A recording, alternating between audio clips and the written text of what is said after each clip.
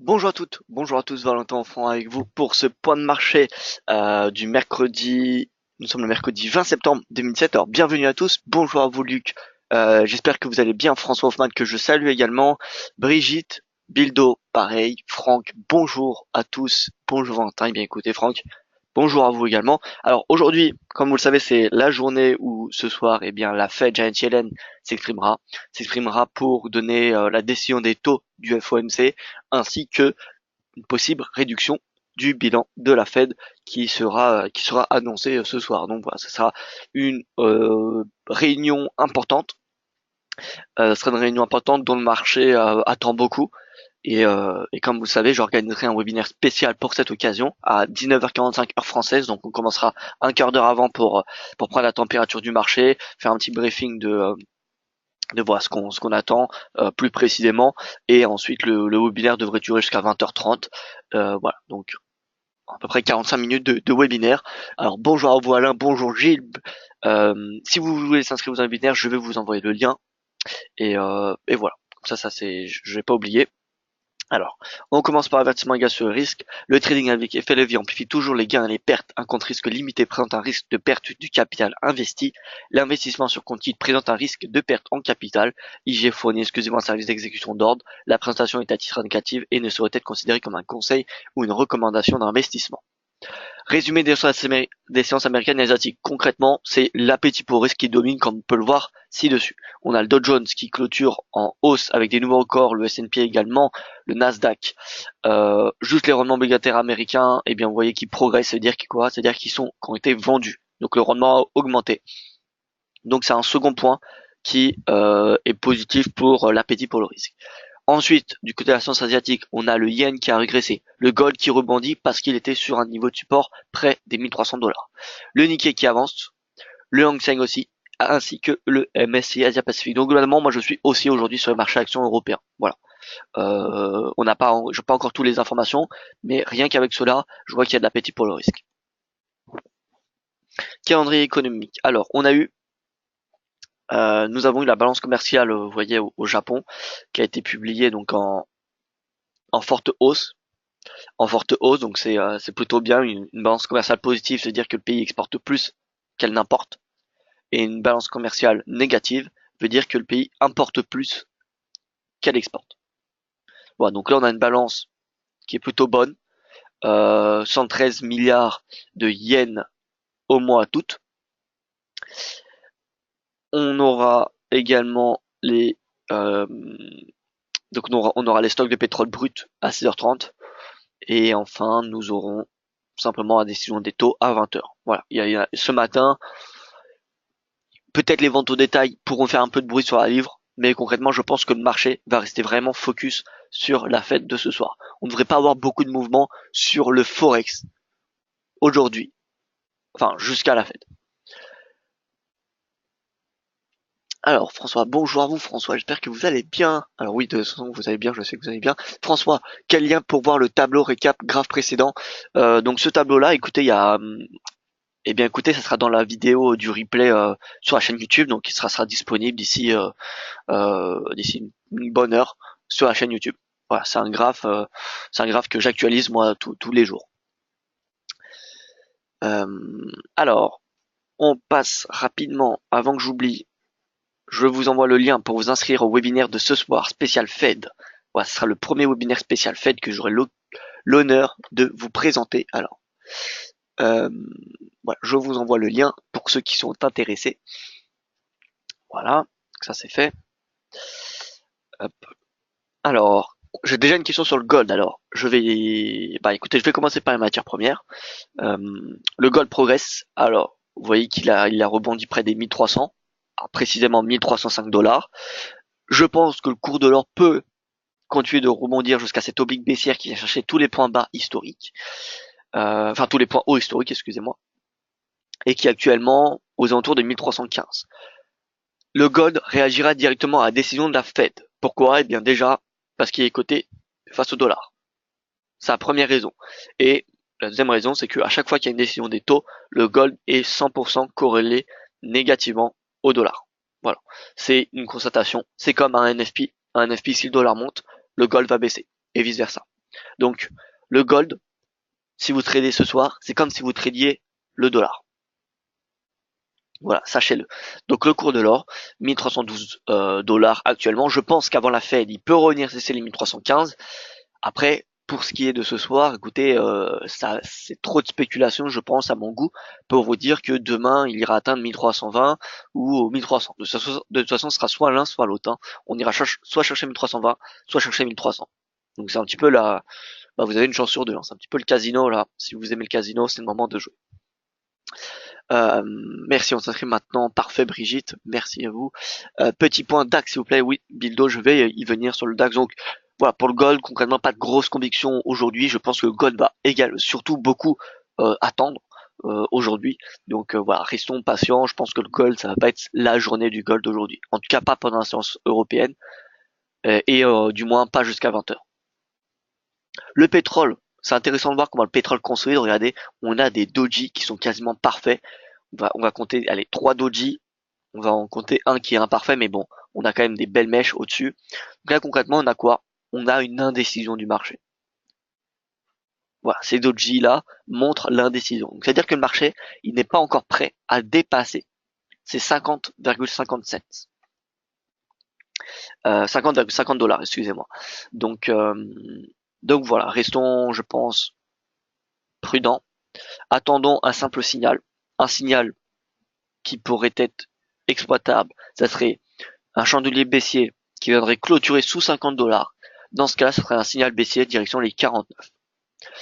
Et maintenant, si on a une clôture au-dessus de précédent prix de clôture le plus haut à environ, bon, si on a un prix de clôture au-dessus de 50,50, alors ça sera un signal haussier direction les 52 dollars. Mais pour un moment, tant qu'on reste entre 50 et 50,50, alors c'est une neutralité totale, tout simplement.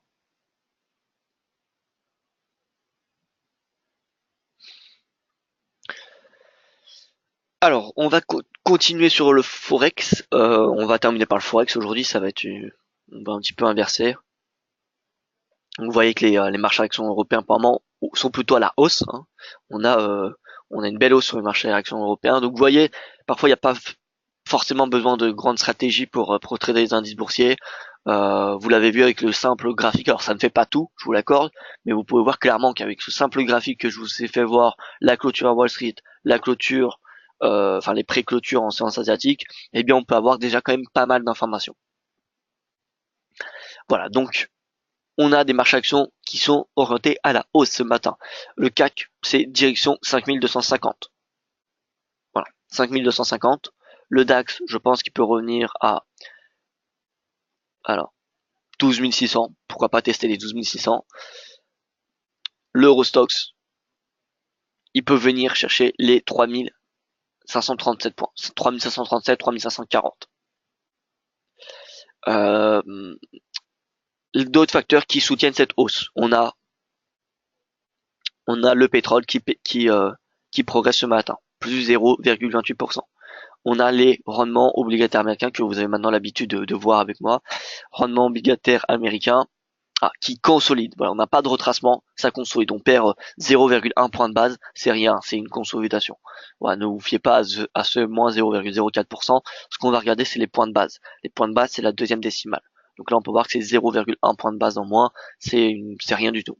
Donc, on a juste le pétrole et l'appétit pour risque qui tirent les marchés actions ce matin, et c'est pour ces deux raisons-là, à cause de cette raison, pardon, que le momentum sera haussier, mais pas très très important. Pourquoi? Eh bien parce que pour le moment on a l'euro-dollar qui progresse et qui donc fait très légèrement pression, parce que bon, c'est que 0,08%, mais ça reste quand même un euro qui est haussier. Et on a les rendements obligataires américains qui consolident. Donc pour moi, ça va être haussier sur le marché action européen aujourd'hui, mais on va pas avoir quand même un momentum de folie.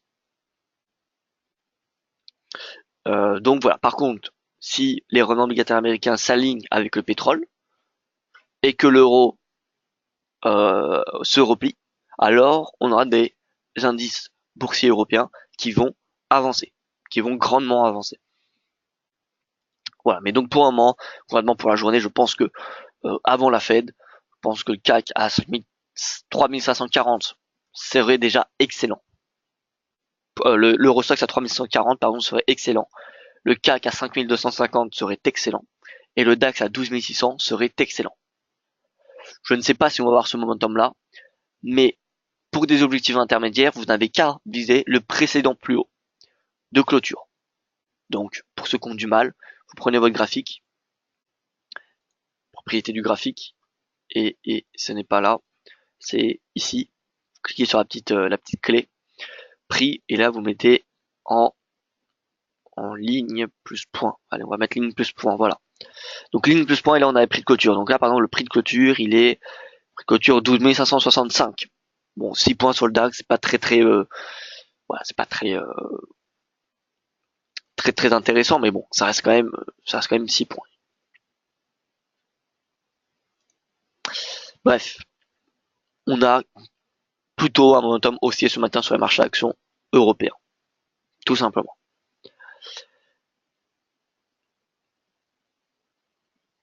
Alors Franck qui nous dit le NZD surperformance ou c'est normal selon vous? Alors oui, exactement, le NZD pour moi il surperforme. Ça fait une semaine que je le regarde d'un point de vue technique. Moi, c'est l'œil du NZD qui m'a mis la puce à l'oreille. Pourquoi? Eh bien, la dernière fois, regardez, on avait une belle divergence haussière sur l'AUD NZD, ce qui avait montré la surperformance de l'AUD face au NZD. Et pendant ce moment-là, le NZD était totalement absent du Forex. Maintenant, depuis, vous voyez le point haut, on était dans un triangle, on est venu buter sur ce point haut, on a eu une petite divergence baissière, une divergence baissière qui était qui a pris 2 semaines aller pour s'activer. Et depuis cette divergence, vous voyez que le cours est venu tester cette moyenne mobile et ce support. Personnellement, je pense que le NZD peut continuer à superformer la UD. Alors, je ne sais pas si on va revenir tout en bas de cette figure chartiste, mais en tout cas, d'un point de vue technique, c'est ce qu'on nous invite à trader. Vous voyez, on a vraiment un beau, c'est très propre le triangle qu'on a ici. Et je ne vois pas pourquoi le cours échouerait à dépasser ce niveau de prix. Bref, regardez juste l'AUD. L'AUD, il sous-performe le NZD, on est d'accord. L'euro NZD, c'est le NZD qui sous-performe, parce que l'euro est baissier. Le NZD Yen, il sous-performe. Le NZD USD, il sous-performe. Voilà, donc, je ne vais pas faire toutes les devises, mais concrètement, le NZD, il sous-performe face à beaucoup de devises majeures. Donc pour moi, j'accentuerai en ce moment les positions sur le dollar néo-zélandais. L'AUD NZD, pourquoi pas un repli sur cette moyenne mobile à 200 jours. Mais sinon, c'est surtout le NZD Yen qui, pour moi, offre où j'ai la plus grande certitude. Voilà. Donc NZD Yen, pour moi, il peut aller jusqu'à 83, voire même 84 yens. Ça me semble possible. NZD USD, je préfère le mettre de côté étant donné qu'il y a la fête ce soir. Donc j'ai pas envie de donner des scénarios trop risqués et sans vraiment de conviction. Donc voilà, si je devais m'arrêter sur une devise en NZD, ça serait le NZD Yen. Regardez les tendances du Forex sur 5 jours. Sur 5 jours, on a le Yen et le CAD qui sont baissiers. Alors le CAD il respire et le Yen ça fait quand même 5 jours, ça fait quand même un mois qu'il est bien baissier. Et vous pouvez voir que le NZD depuis un mois, il est quand même bien, enfin depuis début septembre, il est quand même bien haussier. Ouais, donc pour moi, si je devais échanger le NZD, ce serait face au Yen. Parce que sur un mois il est baissier le Yen, sur 3 mois, comment se situe-t-il? Sur 3 mois, c'est la devise la plus faible, sur 5 jours, c'est la devise la plus faible, sur un jour, bon, un jour c'est neutre, mais vous voyez que quand même le yen c'est la paire, c'est la devise à vendre. Hein. Donc voilà, après faut bien gérer son risque. Mais pour moi le NZD yen c'est la devise qui me donne la plus forte conviction haussière. Direction, allez 83, 83, 50, voire 84. Donc voilà pour ce qui est du NZD, on passe sur les paires majeures.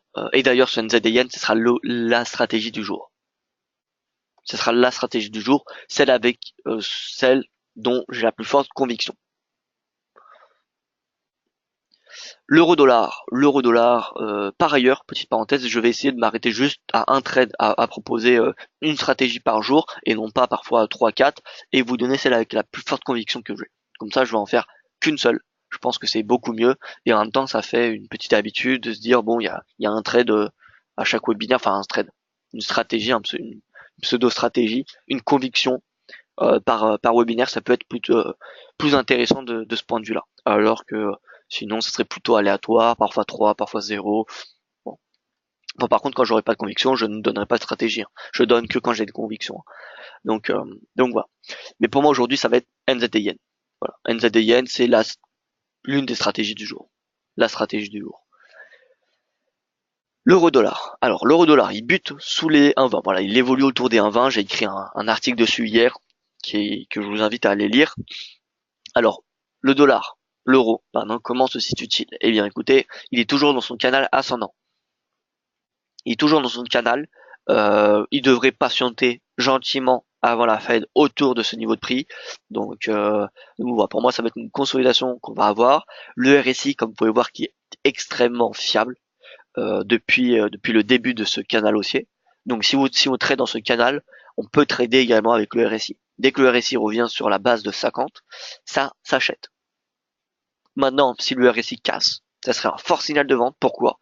Eh bien parce que ça ne sera pas été fait depuis le 16 avril, depuis le rallye haussier. Et donc ça serait un objectif de vente. Si par exemple demain nous avons une cassure par le bas, une clôture pardon, en dessous de ce canal, de cette moyenne mobile, et que le RSI clôture en dessous de 50, ça sera les ordres baissiers. On shortera l'euro, direction les 1,15, tout simplement. Donc moi je resterai prudent sur l'euro. Et je vous avoue que j'attends quand même cette clôture vers le bas, parce qu'on aurait quand même une forte baisse à exploiter. Et je viserai 38,2% de retracement de Fibonacci de cette tendance haussière, tout simplement.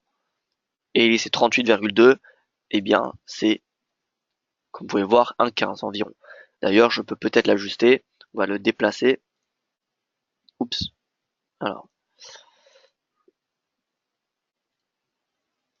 vous voyez, je pourrais prendre ce point bas là, ce point haut, et vous voyez, 38,2, c'est 1,15, 1,15,07. Donc pour moi, l'euro, il se shortera jusqu'à 1,15. Si on clôture en dessous de ce canal, en dessous de cette moyenne mobile, et que le RSI clôture en dessous de 50. NZDN 84 en intraday. Alors non, je ne pense pas qu'on ait suffisamment de momentum pour aller chercher 84 en intraday. Première résistance en intraday, elle se situe à 82,24. D'autant plus que le NZDN, c'est deux devises qui sont beaucoup tradées, deux devises qui sont tradées pendant la séance asiatique. Donc il n'y a pas beaucoup de volumes qui sont réalisés pendant la séance européenne et américaine. Et étant donné que la séance asiatique est déjà terminée, alors le NZDN, voilà, il devrait plus avoir énormément de mouvements aujourd'hui. Les prochains gros mouvements qui se feront sur le NZDN, ça sera la prochaine nuit. Voilà. Donc non, en intraday, on est à 82, on ira peut-être chercher 82,24 au maximum, mais pas plus. Pas plus. L'objectif à 83, 83,50, c'est pour du swing trading. Le GBP, alors le GBP il consolide assez bien, on a eu un beau doji hier, ce qui montre la décision du marché depuis les 1,35. Alors aujourd'hui, que va faire le GBP? Eh bien, tout va dépendre des ventes au détail qui seront publiées dans 1h20, 1h10 pardon, et on aura la Fed donc ce soir. Donc selon la Fed, soit le GBP retournera à 1,36, ou soit le GBP reviendra à 1,34. Voilà, ce sera quitte ou double. Donc voilà. Par contre, pour ce qui est de la livre sterling en elle-même aujourd'hui, il va pas avoir de grands mouvements, tout comme l'euro. Euh, L'euro GBP, voilà, c'est pareil, ça va consolider. Vous voyez qu'il n'y a pas de volume, hein, enfin comment dire, de tendance ce matin sur Forex. Donc voilà, ça va être une journée plutôt calme sur le marché d'échange. Les volumes et la volatilité sera plutôt réalisée, je pense, sur les marchés actions. Donc, l'euro GBP, consolidation à 0,8875. Honnêtement, l'euro GBP, il trouve un support à court terme à 0,8850 et une résistance à 0,89. 25 pips plus bas ou 25 pips plus haut, tout simplement. L'USD CAD. Alors, l'USD CAD sous résistance. Il est sous résistance. Alors, on va se mettre sur du 4 heures. Est-ce qu'on a une divergence baissière? On n'a pas de divergence baissière pour le moment. Donc, moi j'attends, je patiente. Si on avait une divergence baissière sous ce niveau de résistance, alors on aurait pu avoir une stratégie vendeuse de l'USD CAD. Voilà, mais encore une fois, selon la Fed, soit l'USD CAD ira rechercher les 1,22, ou soit il ira chercher les 1,24. Ça sera encore une fois qui tout double. Moi, ma stratégie que j'attends sur l'USD CAD, mon scénario, pardon, je pense que l'USD CAD, il va respirer, le dollar canadien va respirer, et dès lors que l'USD CAD viendra chercher cette moyenne mobile à 50 jours, sur laquelle il fait résistance depuis maintenant plus de 3 mois, alors ce sera, je pense, l'opportunité pour racheter le dollar CAD, et donc vendre l'USD CAD. Donc si le cours vient chercher cette moyenne mobile, eh bien, on pourra vendre l'USD CAD direction le précédent plus bas. En attendant, on n'a pas de divergence baissière sous ce niveau de prix, sous cette résistance, donc ça veut dire qu'on a un potentiel encore haussier. Et en plus de ça, on en a fait ce soir. L'USD Yen, après avoir atteint sa moyenne mobile à 200 jours, je m'étais exprimé pour une stratégie direction les 112,40, qui est pour moi toujours d'actualité. Qui est toujours d'actualité, de toute façon, comme je vous l'ai dit, le yen c'est la devise la plus faible sur un jour, sur 5 jours, sur un mois, sur 3 mois. Donc voilà, c'est pas trop, comment dire, sur 6 mois, depuis le début de l'année, depuis le début de l'année. Donc vous voyez, c'est pas très risqué de vendre le yen. Hein. J'ai envie de dire que le yen, ça se vend. Bon, faut pas non plus se surexposer, mais c'est un peu la devise, la valeur sûre à vendre. En tout cas sur du moyen et long terme. Donc voilà, l'USD yen, il devrait mécaniquement remonter en excluant l'USD, en excluant la fête de ce soir, il devrait mécaniquement remonter grâce au yen. Néanmoins, attention parce qu'on a le RSI qui s'approche près de cette résistance de momentum, comme vous pouvez le constater, et il est en train de fléchir. Donc on peut avoir simplement un petit pullback et une reprise, comme ce qu'on avait eu ici. Vous voyez, on a eu un petit pullback et une reprise pour tester cette oblique. Mais dès que le RSI testera cette oblique, personnellement, je pense qu'il faudra arrêter d'acheter l'USD yen. Il faudra prendre ses bénéfices. Donc ça peut être un petit peu au-dessus des 112,40 ou ça peut être un petit peu en dessous des 112,40. Voilà. Mais c'est vraiment cette oblique qui va être importante à surveiller. Voilà pour les paires majeures, donc l'USD-CHF consolidation, vous voyez, il n'y a rien d'important sur le USD-CHF. Le CAD yen, on a toujours une stratégie acheteuse direction les 91,68, c'est toujours d'actualité, bien que le CAD ralenti comme on l'a vu depuis 5 jours, le CAD c'est la deuxième devise la plus faible, tout simplement parce qu'elle respire. Comme je vous l'ai dit, grâce à l'USD CAD, peut-être que dans les prochaines séances, prochaines semaines, on a le CAD qui pourrait revenir à la hausse et qui pourrait littéralement dépasser l'objectif à 91,70. Hein. Il pourrait aller bien plus haut. Au-dessus des 91,70, la prochaine résistance, elle est à 93,16. Alors, je ne suis pas pour le moment, une stratégie acheteuse jusqu'à ce moment-là, mais pour moi, sur du moyen terme, c'est largement possible. Donc, s'il y en a qui préfèrent du moyen terme, le CAD yen jusqu'à 93,16, c'est possible. Sachez-le. Par la simple et bonne raison, déjà, que ce sera le yen qui va soutenir le CAD. Parce que comme je vous l'ai dit, le yen il est baissier depuis le début de l'année, depuis 6 mois, 3 mois, 1 mois, 5 jours, 1 jour. Donc voilà, même si le CAD progresse plus, on a le yen qui va faire remonter ce cours. Maintenant, faut pas avoir peur des petits moments de respiration du marché. Ça fait partie du forex, vous voyez. Ici, il y a une belle respiration, je vous l'accorde, mais ensuite c'est reparti à la hausse et au final, on a dépassé les précédents plus hauts annuels. Donc là, ça peut être pareil. Concrètement, on peut utiliser Fibonacci. Là, nous avions environ 50% de retracement de Fibonacci. On est d'accord? Allez, 50%. Ici, si on part du principe qu'on va avoir la même chose, le CAD yen pourrait se replier jusqu'à 88,55. Moi, je pense qu'il va plutôt se replier peut-être jusqu'au précédent plus haut. Vous voyez le précédent plus haut annuel, qui est à 38,2%, près des 89. Voilà, autour des 89-90, je pense que le CAD yen peut faire un pullback sur ce niveau de prix. Donc pour ceux qui ne sont pas encore à l'achat sur le CAD yen, je pense que vous pouvez attendre un pullback sur les 90, qui se fera dans les prochaines séances. Voilà, donc c'est ça, hein. C'est ça cette période de retracement. Ça permet au momentum, vous voyez, de retracer et ensuite de repartir à la hausse. Parce qu'au final, vous voyez que le momentum avait bien ici faibli. Il n'était certes pas encore revenu sur les sommets. Pourtant, le prix avait dépassé ces sommets. Donc c'est ça, ces moments de respiration, c'est tout à fait normal. Et plus le momentum est haussier, plus la consolidation est importante. Regardez ici, le momentum était extrêmement important. On a une consolidation, une respiration qui a duré plusieurs mois, qui a duré près de 6 mois. Vous voyez, si on prend ça, on a eu un retracement jusqu'à 61,8. Voilà, donc plus l'impulsion est importante, c'est-à-dire importante, rapide et longue, et plus la consolidation va être importante. Consolidation, retracement, respiration, vous appelez ça comme vous avez envie. Voilà. Donc là, on a eu un momentum qui était convenable. On n'avait pas un momentum comme ce qu'on avait avant, mais il était quand même assez intéressant. Donc c'est normal qu'on ait une petite période de consolidation. Mais ça ne remet nullement en cause la stratégie haussière jusqu'à 82, qui a par ailleurs presque été touché à 4 pips près, me semble-t-il, plus haut 64, et là on cherche 68. Voilà, à 4 pips près, le CAD yen avait été atteint. Bref, je pense qu'il va être atteint. C'est comme l'AUD yen. Hein. L'AUD yen, l'AUD en période est soutenu pour le moment grâce au yen. Mais si on regarde l'AUD donc sur 5 jours, il suit le dollar, plus 0,22%, il n'y a pas grand mouvement. Sur un mois, plus 1,36, c'est bien, mais c'est pas grand chose sur un mois.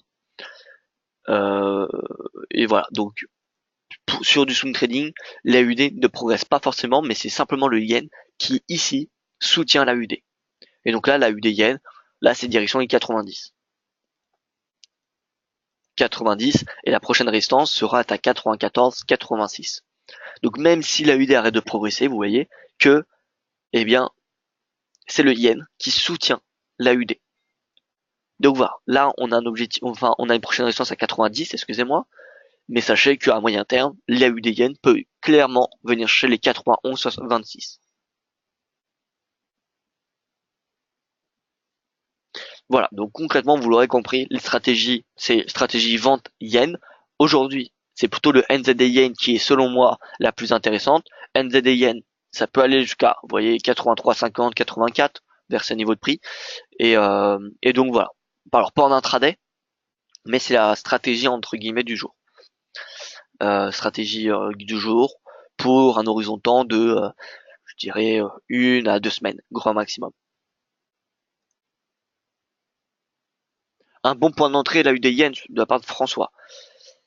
Alors, la UD yen, bon point d'entrée, eh bien écoutez, on avait une résistance ici, donc à la cassure, on avait un point d'entrée qui était intéressant. Là, à la rigueur, ça dépend de ce que vous voulez viser. Si vous voulez viser 91,27, alors vous pouvez mettre par exemple un stop en dessous du précédent plus bas. Alors on a eu un creux ici, on va mettre ici donc moins 98 pips. Donc si on part du principe, on prend un stop à moins 98 pips et qu'on vise, voilà. Donc ça c'est possible. Donc si vous visez 91, précisément 91,26, vous pouvez mettre à la rigueur un stop à 88,56. Légèrement en dessous de 88,56, qui était le précédent plus bas, vous voyez, de ce moment-là. Ce qui est sous la résistance, sous ce sommet et sous ce plus bas. Donc, voilà, c'est quand même assez intéressant. C'est-à-dire quoi? C'est-à-dire que si le cours, l'AUD yen repart sous les 88,56, je pense que l'AUD yen sera bien parti pour faire un retracement jusqu'à ce niveau de support. Donc à la rigueur, c'est peut-être pas plus mal si notre stop est enclenché à ce niveau de prix. Pourquoi? Eh bien parce que ça nous permettra de rentrer à beaucoup plus bas pour se positionner à l'achat. Donc voilà, si je devais rentrer maintenant sur la yen, je mettrais un stop aux alentours des 88,50. Direction les 91,26. Maintenant, si vous visez 90, François, en termes de ratio risque-rendement, ça va être assez compliqué d'en avoir un bon. Ça va être assez compliqué d'en avoir un bon. Donc personnellement, je ne rentrerai pas à l'achat sur la yen pour viser 90 avec un stop. Tout simplement parce que parce que j'aurais pas un bon ratio risque-rendement. Je vais vous dire quelque chose déconseillé, extrêmement déconseillé, mais j'y devrais avoir assez de momentum pour aller chercher les 90. Donc maintenant à vous de voir ce que vous voulez faire. Mais voilà, soyez prudent au niveau du stop, essayez d'en placer toujours un. C'est vraiment important. Voilà, attendre un retracement, ça serait plutôt quelque chose d'intéressant. Si vous voulez viser 90, voilà, si vous voulez viser 90, un retracement à 88, ça serait déjà un bon point d'entrée pour passer à l'achat, je pense. Ou rien qu'un pullback à 89 serait intéressant. Un pullback à 89, vous mettez le stop à 88,50, ça fait 50 pips de risque pour 100 pips de gain. Donc vous avez un ratio risque-rendement de 2. Voilà, donc à la rigueur, si ça vient à 89, ça serait potentiellement une opportunité pour passer à l'achat.